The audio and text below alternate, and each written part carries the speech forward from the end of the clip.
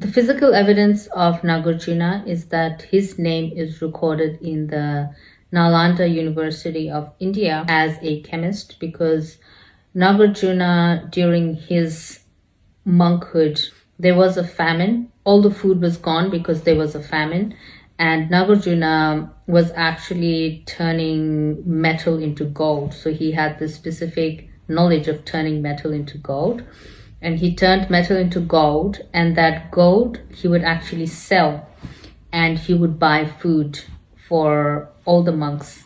And he was actually given the responsibility to actually take care and provide for the needs of the monks. And he was already in that position. So he didn't just take care of the monks, but when there was a famine, he even had the skill set to make his own gold, so that he was able to sell the gold and continue looking after the monks and fulfilling his responsibility. So that's what Nagarjuna did. And because he had that ability to turn metal into gold, he is recorded as a chemist in the Nalanda University. So these people are real people, and it's not a spiritual fantasy. Buddha was a real person. It's not a spiritual fantasy. Yeshua, Son of God, Jesus Christ, is a real person. It's not a spiritual fantasy. So Nagarjuna had a different name previously, and his name was changed into Nagarjuna as a result of his mission in the Naga world and retrieving the Prajnaparamita Sutra. So Naga is like Nag, which means serpent. So his name has the serpent in it. So when you hear like, oh, Prajnaparamita, the serpent realm, it's a little bit different. It's not the same, because there's so many different worlds. So in Buddhism, if I tell you, we are going to rapture and go to heaven, the Buddhists will be like, which heaven? Because in Buddhism, there's so many heavens, there's so many worlds. So it's not like in the Hebrew or Christian, there's only one heaven. It's just like the heaven of Yeshua and the heaven of our Father in heaven. There's only one heaven. But in Buddhism, there's so many heavens. I have to explain, like, which heaven are you speaking of? So I have to explain, it's the heaven of Yeshua, Son of God, where the Son of God came from. It's his heaven. Where Satan fell from, that heaven, that's the heaven we are going to rapture to. That's the heaven of our creator of everything. That's where we are going back. So another great evidence I want to give you is the Princess Bhrikuti. That was a Nepalese princess that was born in Kathmandu Valley and married this Tibetan king and immigrated to Tibet and actually established this temple. And in that temple, she brought in the most important like scriptures and statues, everything that she had in terms of the Buddha. She was a devout follower of Shakyamuni, and there was like some statues of the Sakyamuni, holy objects or holy statues and holy scriptures and holy objects that she had. She actually brought that into Tibet, and all of that can be found in Tibet, in Lhasa, even now. In terms of physical evidence, Dzogchen is the temple built by Bhrikuti, and the temple on itself is the evidence of that this temple was built by a Nepalese person, because it has the Newari architecture. Newari is like the people of Kathmandu.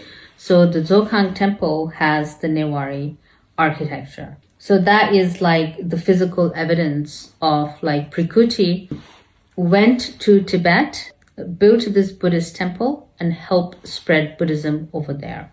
So that's another Nepalese lineage that consists the Prajnaparamita evidence, because Bhrikuti is known as the incarnation of Tara. Tara is a version of Prajnaparamita. So it's the same thing, because Tara, goddess Tara, who is very famous in Buddhism, and a lot of people worship the Tara. And Tara also means to ferry across. So her mantra is Om Tare Tu Tare Ture Soha. So which means, please help us ferry across. So she will actually help beings ferry across. So if it's like you're rapturing from earth to heaven, she will help you ferry across from earth to heaven. She does her actions very swiftly, and she's always on the move. She's ready to help and ready to go. Prakriti, the Nepalese princess Prakriti, is known as the reincarnation of the Tara. So the Prajnaparamita is to do with crossing the shore and going beyond the shore. Similarly, Tara is to do with going beyond the shore. So they are different emanations of the Prajnaparamita. So you can investigate the Zokhang temple and Prakriti, the Nepalese princess, the reincarnation of Tara, actually physically incarnated and brought all her Buddhism, everything that she had, that she held dear, everything, the holy statue of the Buddha, holy objects, scriptures, whatever she had that was holy and to directly do with Lord Buddha, she actually brought it over to Tibet, built a temple and put everything there. And it became the most important place for the Tibetan Buddhists.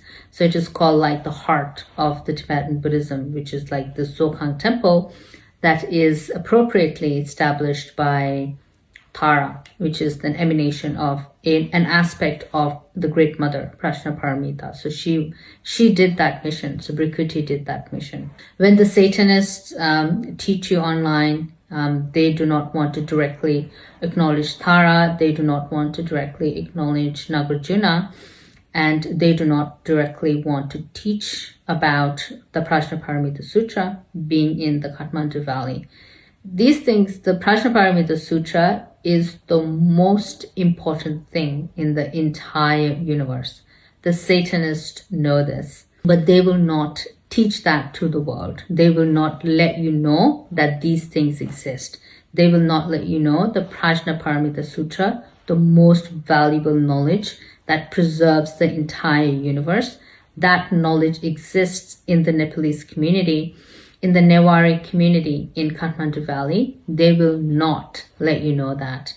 They will teach you everything about Buddhism. They will teach you like peace and meditation and harmony and yoga and green tea. They'll teach you all that.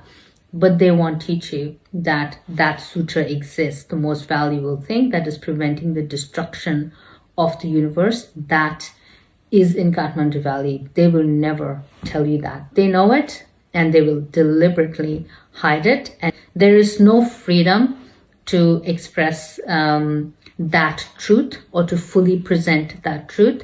That freedom is not there. So because even within the Nepalese community, there is a lot of satanic infiltration, and they are also like the gatekeepers, so they will not let some of this information go out, and they gatekeep. So there are a lot of Satanist Buddhists in Nepal, and in the Kathmandu Valley there are a lot of Satanist Buddhists that throw the Freemason compass hand sign. They do that when they teach. So they are like gatekeepers, and the information they give is very like watered down, like delusion-based peace and enlightenment type of information, but they're not giving you the real. They're not giving you the lineage-based information. They're not showing you the Prajnaparamita Sutra.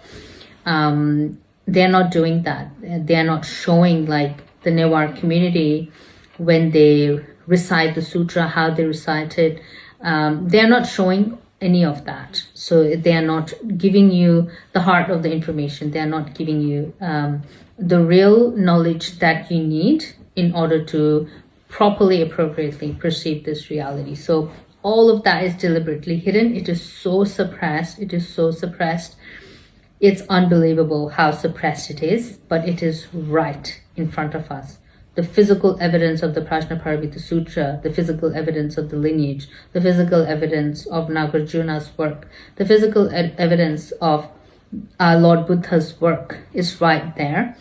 But the Satanists will try everything in their power to suppress it as much as they can.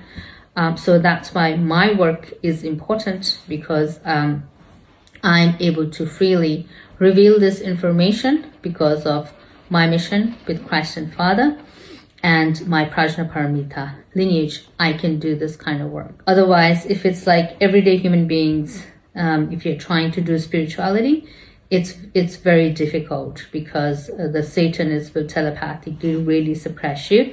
and they also cherry pick what information you're going to share. So you're being telepathically willed to share certain information and to hide certain information. And it is very difficult for, let's say, the great practitioners, the devoted practitioners, the monks. It's very difficult for them to share this kind of information because they are put in a spiritual delusion as well. And we need the direct knowledge. We need the physical evidence. We need this. This is basically the foundation of Buddhism, and that should be the main thing that we should branch off from. The Prajnaparamita Sutra that exists in Kathmandu Valley, we should be branching off that. But we are like somewhere in the ether. We are like don't have a grounding, and we don't have a foundation, and everything's illusion and fantasy based, and we have no root system, and it's all over the place. When you are able to capture and understand that the lineage exists, there is physical evidence of that, you are able to root yourself in that, and you can branch off by rooting yourself within that lineage.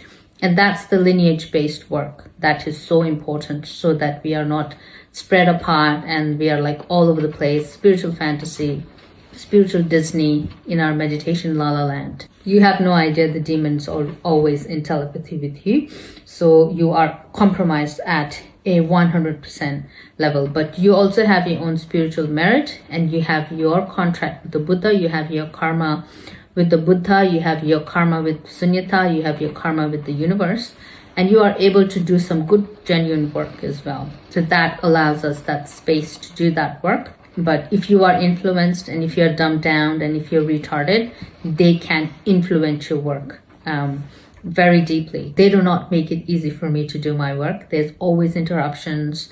There's always like blank slating. Sometimes they just make me forget like a whole sentence. They make me forget like my train of thought. They're always with me when I'm making videos, when I'm speaking, when I'm writing, whatever I'm doing. They're always watching me, and they're always onto me. It's like a proper spiritual battle. So I can imagine how difficult it would be for people that do not even know this telepathic layer is so strong, and it exists, and our mind is being totally controlled, and the information is so heavily suppressed, but at the same time it's right in front of us. Like, I cannot make it up. I'm just revealing what's already right in front of us.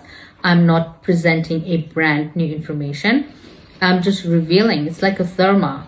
So it's just like that treasure is right in front of you, and you just have to reveal it. You have to be like a therma revealer in terms of like your spiritual decoding. And that's the fun part as well when you are in your spiritual journey, because you find so many treasures and you get to reveal all this information.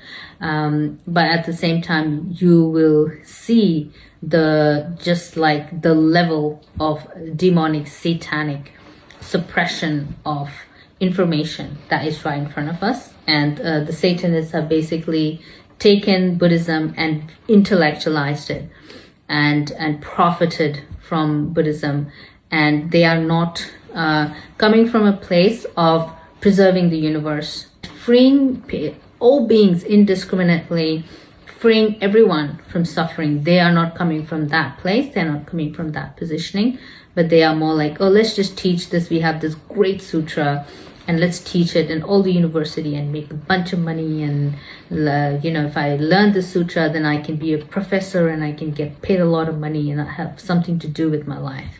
It's basically that approach when it comes to the academia side of Prajnaparamita. And some of the learned scholars, the way they teach the sutra, it's very cringe. Just the stuff that they say, it's so weird. It's like so demonic, like how they perceive it. As an audience, Shariputra, who really sort of shouldn't be there. He's not the figure who should be the audience for the text. They don't understand what the Prajnaparamita Sutra is because they are not spiritual.